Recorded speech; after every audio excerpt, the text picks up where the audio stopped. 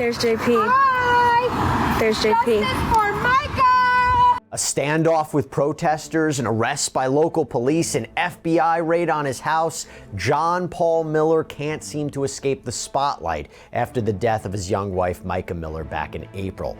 We have got our hands on an incident report which goes into further detail about his arrest for allegedly assaulting a woman in a parking lot. Welcome to Sidebar, presented by Law&Crime. I'm Jesse Weber. Let's talk about John Paul Miller, this South Carolina pastor who really made national headlines after he abruptly announced that his wife, Mica, died. And he announced it at the end of a sermon earlier this year. And she had died, as we know, by suicide at a state park in nearby North Carolina. Mica had served as a worship leader at Solid Rock Church in Myrtle Beach. She was beloved by the congregation. Now, there was immediate suspicion from the community and Mica's family that John Paul might have had something to do with her death. Either direct involvement, which doesn't make any sense because authorities confirmed he was hundreds of miles away in Charleston when she died, or maybe even indirect abuse that led to Mica taking her own life. Now, John Paul, to be clear, has maintained not only that he had nothing to do with this, but he's maintained that Mica was struggling with mental health and alleges that she stopped taking her medication. He has repeatedly denied any sort of abuse or wrongdoing against his wife. And on the day of her death, we know that Mica was seen on surveillance video purchasing a gun at a pawn shop before driving to Lumber River State Park, and autopsy results confirmed that she died of a self-inflicted gunshot wound. Now, despite that determination from officials and despite John Paul never having been charged in connection with Mica's death, some in the community want more answers. There is this grassroots campaign that is beginning a lot of traction. On Sundays since her death, protesters have chanted and held signs outside of the Solid Rock Church that said, "Justice for Mica."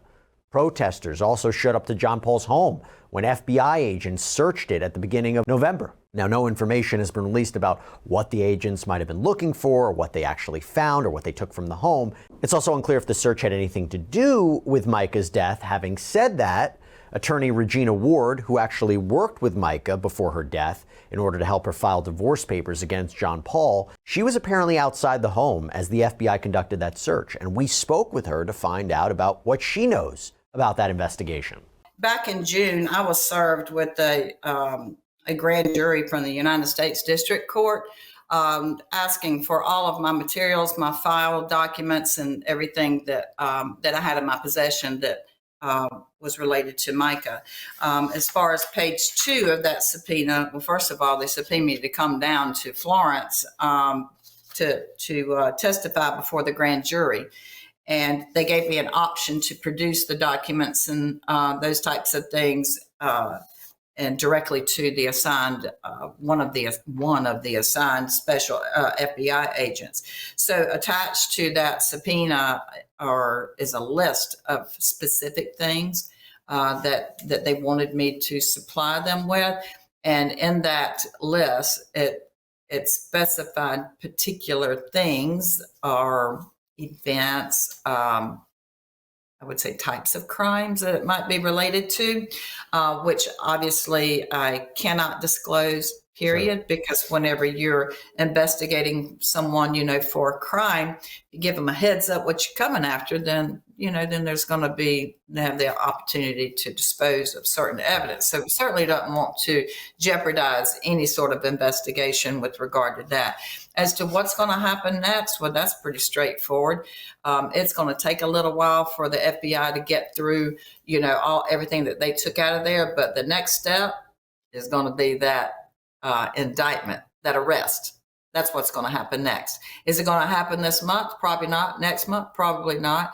Do I know specifically what day it's going to happen? No, I don't even think the FBI does now. They have to stack up enough evidence to go back to the magistrate and say, "Oh, thank you so much for that search warrant. Now we would like to get an arrest warrant." So they put all of that together. That's what's happening now.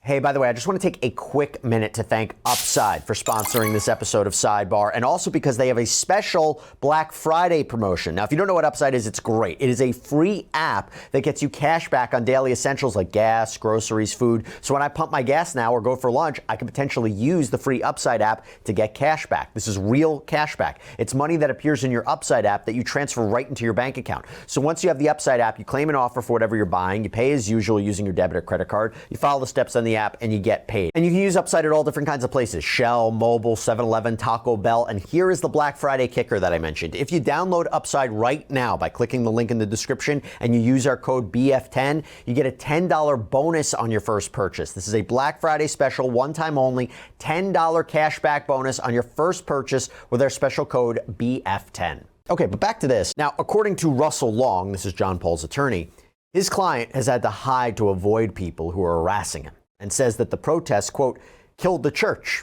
And earlier this month, he said Solid Rock Church shut down. And now that brings us to the altercation that we want to talk about between John Paul Miller and a protester that was caught on video. Okay, so to talk more about this, I want to bring on South Carolina criminal defense attorney Chris Adams. Chris, thanks so much for coming on here. Have you been following this story, this saga that is John Paul Miller? I have. I'm in Charleston, and Myrtle Beach is about 2 hours north. It's a huge story in Myrtle Beach. It's known around the state. People are following it around the state. Well, I want to get in specifically to this physical altercation that happened. So let's go back to November 6th. And this is when items were being removed from this church. And there were these protesters there. And some of them start filming what was happening. And one of those protesters was Sandra Karen, who ended up following John Paul Miller in the parking lot. She told a local affiliate that John Paul actually squared up to her, tapped her on the hat with his phone, and video of that confrontation was posted on social media.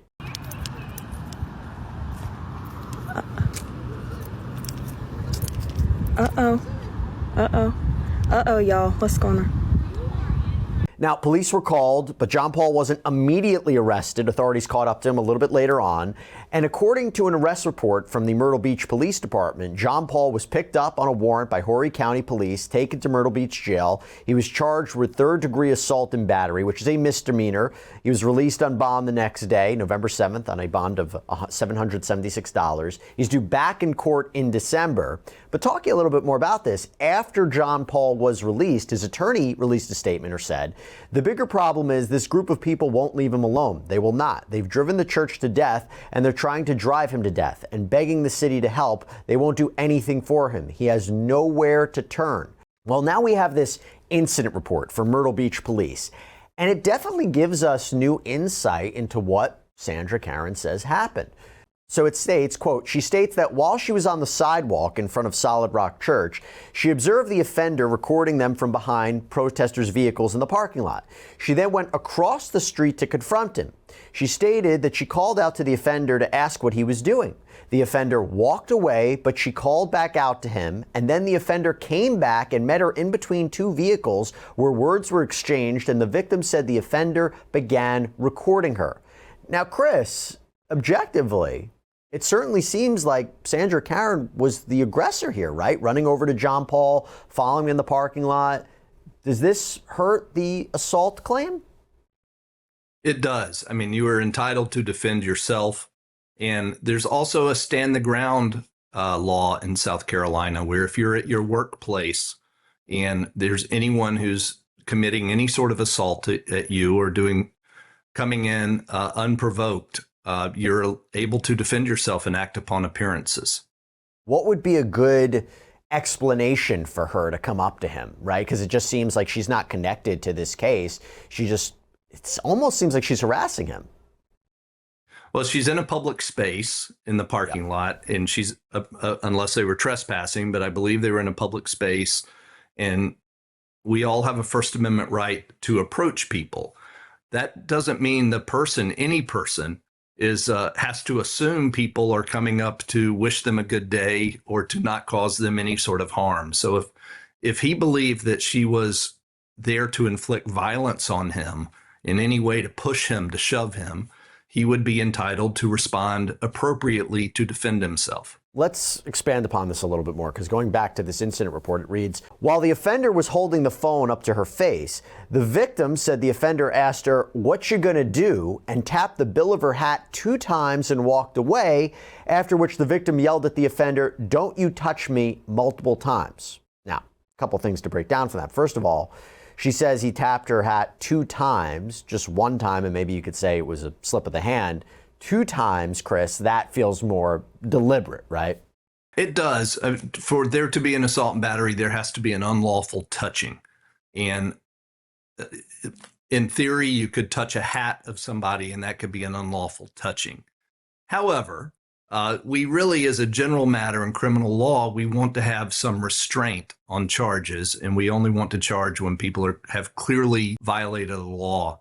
I've been bumped into numerous times. You've been bumped into. We all get bumped into. If you've ever been in the subway, you've been bumped into. At the grocery store, you get bumped into. Those are not assaults. A touching of a cap, it might very well be a jury question on whether that would constitute an assault or not. But it could be an Even article of your clothing. offense. It doesn't have to be the actual body. It could be something connected to the body. Correct. Yeah. I guess part of me wonders, is this the kind of case we're really going to go to a jury for? Well, so in a magistrate court setting, you'd be entitled, if you're charged with an offense in South Carolina, entitled to a 6-pack jury, 6 jurors in the box. And they would be 6 people unassociated with the case, so they're not protesting. They're supporting Mica, and they're not believing that he's guilty of something bigger. And it would be isolated to whether a touching of a brim, if somebody approaches you and you tap them on the brim and walk away, if that would constitute an assault. I would think that it wouldn't. And I would hope that the prosecutors would err on the side of not pursuing the case. By the way, so much of what we do today is recorded. I mean, if you go on social media, you see kinds of face-offs like this happening all the time. And, you know, we complain about people having their phones all the time, recording everything. This could prove to be a very important piece of evidence. It's captured, or some of it's captured, on videotape. How important do you think that video is going to be? I think that will be more important than anything else. And I think one of the news crews was on the scene, and they have footage also of the incident. I think it'd be very important. But going back to the bigger question, I mean, I grew up watching baseball in the 1970s, and Billy Martin was a famous manager of the Yankees, and he would come out and kick dirt on umpires and bump their chest pads routinely. And he was the most colorful character in Major League Baseball. That would have been a more violent interaction than tapping a cap and walking away of somebody who has come over and jumped in your face. Right. And I actually want to go back to the incident report, because there's some more to it that we have to break down. So it talks about witness 1. And it says that witness 1 was on scene and observed the incident from a close distance, and stated the offender was called out by the victim, observed the offender tap the victim's hat 2 times. Witness 2 pointed out and identified the offender in the parking lot and observed the incident from a further distance. She was on the opposite side of the street from the incident location. Written statements were taken from the victim and 2 witnesses and turned over to detectives. No charges were made, while the scene on the investigation will be ongoing. Chris, talk to me about those witnesses and what we should be making of that. One question for any witness is do they have a bias? Do they have the ability to see what they're claiming they see clearly? Do they see the entire scope of the action? And also, why is the witness there? Is the witness there to protest and to make life uncomfortable for Mr. Miller? Or are they there simply walking past or parking their car to go somewhere else?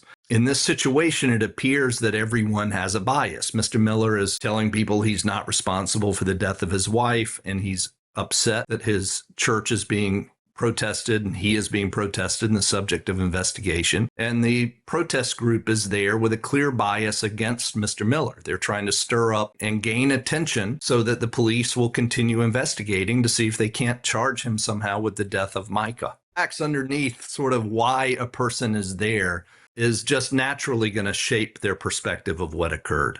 And talking about that, John Paul has filed restraining orders against the Justice for Mica protesters. In fact, according to his attorney, Russell Long, at least 2 of those have been granted. And those restraining orders, according to Long, are against a man named Jan Lancaster, who posts on social media, and James J. Bingham Jr., who regularly protests and usually dresses up as Jesus. According to Long, Lancaster allegedly said that if John Paul did an interview with him, he'd leave him alone. Now, John Paul's attorneys say it's quid pro quo. Essentially, Lancaster told local media that he plans to appeal it. Bingham said the same. And this isn't the first time that there's been a confrontation between Mica supporters and members of Solid Rock. If you know about this case, you remember that 67-year-old church member Robert Loschel was arrested over the summer after he sprayed multiple protesters in the face with water from a sprinkler. He was charged with third-degree assault. So aside from what is a really distressing situation here, Chris, John Paul getting restraining orders against people, does that help him in the current case? Does that help him in any way? I believe it would help him. There would not be a restraining order against the woman who's filing this complaint. But if she's part of a group, it would show that he was taking it seriously. He was taking all the steps that he needed to take lawfully to not be harassed or approached by people who might be intending to do him harm. And again, you can act on appearances. If you're walking away from a group and somebody races over and gets in your face and starts raising their voice, you don't have to jump to the conclusion that they're just going to raise their voice at you. There might be every reason for him to believe hands were about to be placed on him or he was about to be punched. And keep in mind the context of this, Jesse, is I believe this came right after it became known that the FBI had raided his house. They'd come into his house and cleared out the computer equipment. And then this protest was within a day or two after that incident. So the protesters, in all likelihood, would have been jacked up. And if they saw their target, it's hard to know what a reasonable person in his shoes might expect. And he's also probably highly emotional and maybe triggered as well with everything going on. So just a weird little story to what is also a very bizarre and distressing story nonetheless. But Chris Adams, thanks so much for coming on. Really appreciate it. And thanks for giving us a little bit of insight into South Carolina law. Appreciate it. All right. Thank you. All right, everybody. That's all we have for you right now here on Sidebar. Thank you so much for joining us. And as always, please subscribe on Apple Podcasts, Spotify, YouTube, wherever you get your podcasts. I'm Jesse Weber. I'll speak to you next time.